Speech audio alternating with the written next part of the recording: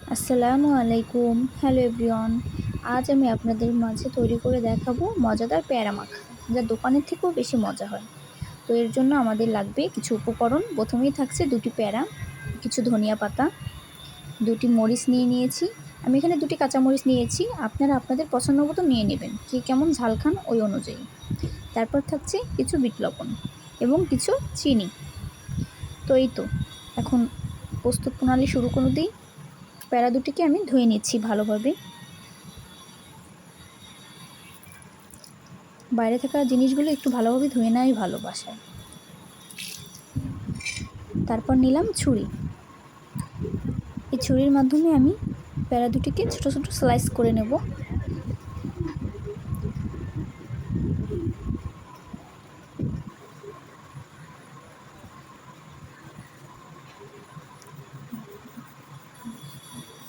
তারপর পেয়ারা দুটির ময়লা ছিলে আমি ছোটো ছোটো স্লাইস করে কেটে নিচ্ছি। আপনারা দেখতেই থাকুন।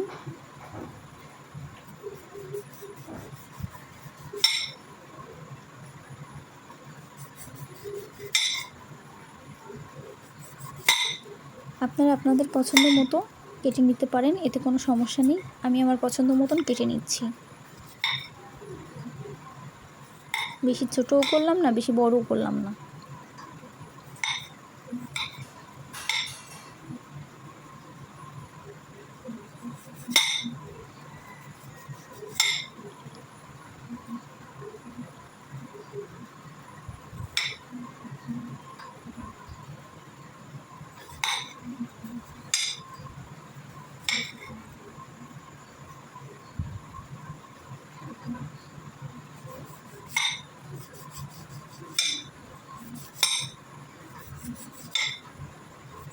কাটার ভিডিওটা আমি একটু বড় করে নিয়েছি নিচ থেকেই।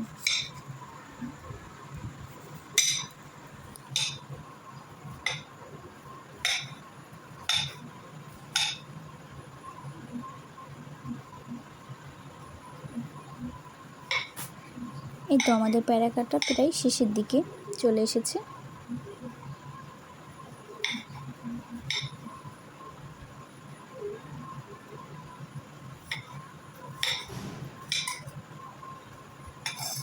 তো এই আমাদের হয়ে গেল ছোট ছোট পেয়ারা স্লাইস করা। পরেরটাও আমি কেটে নিচ্ছি। পেয়ারাগুলো আমি উঠিয়ে নিচ্ছি একটা বাটির সাহায্যে।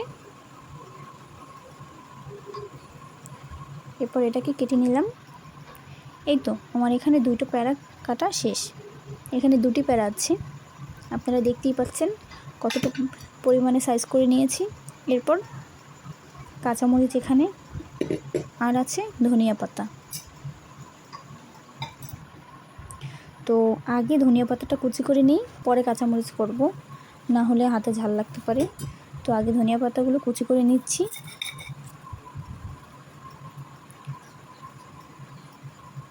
ধনিয়া পাতাগুলো কিন্তু আমি ভালোভাবে ধুয়ে নিয়েছি। আপনারা কাটার আগে অবশ্যই ধুয়ে নেবেন। কেউ কাটার পরেও ধোয়, কিন্তু কাটার আগে ধোয়াটাই ভালো, এতে পানিগুলো ঝরে পড়ে যায়।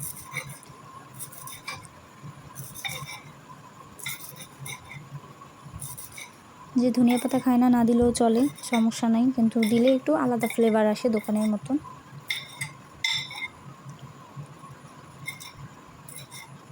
এই তো আমাদের ধনিয়া পাতা কুচি হয়ে গেল।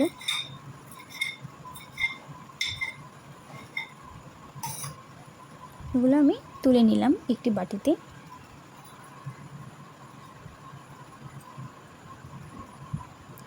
এরপর আমি মরিচগুলো ফালি করে নিচ্ছি, ছোট ছোট কিউব করে নেব।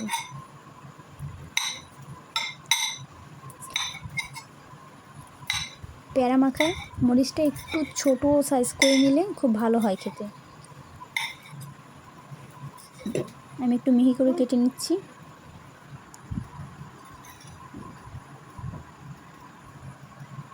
এটা আমি অন্য বাটিতে রেখে দিলাম।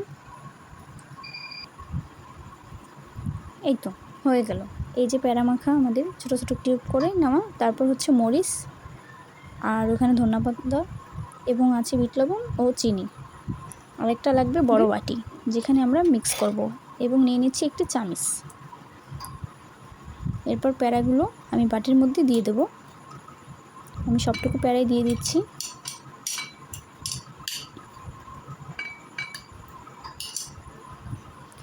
আপনারা যে কেউ চাইলে বানিয়ে খেতে পারেন, খুব অল্প উপকরণে, একদমই অল্প উপকরণে দোকানের থেকেও বেশি মজাদার প্যারা মাখা। কেউ না খেলে বুঝতে পারবেন না। তো আমি এখানে মরিচ কুচিগুলো দিয়ে দিলাম,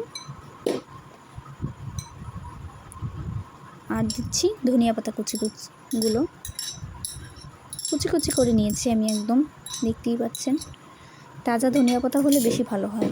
আমার কাছেও ছিল, তবে 2 দিন আগে এনে রেখেছিলাম, একদম ফ্রেশটা পাইনি। তারপর বিট লবণটুকু দিয়ে দিলাম সবটুকুই, আর চিনি যতটুকু নিয়েছি ততটুকুই দিয়ে দিলাম। এখানে 2 চামচের মতন চিনি নিয়েছিলাম, আর 1 চা চামচের মানে একদম হাফেরও কম ওইটা নিয়ে নিয়েছি বিট লবণ। তারপর এখানে দিব স্বাদের জন্য কিছু লবণ।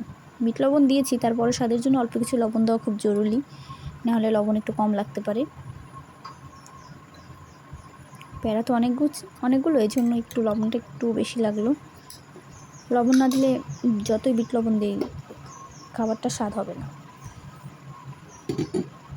এই তো এখন আমরা মিক্স করে নিব, সব কিছু একসাথে মিক্স করে নিচ্ছি একটা চামচের সাহায্যে। আপনারা দেখতেই পাচ্ছেন।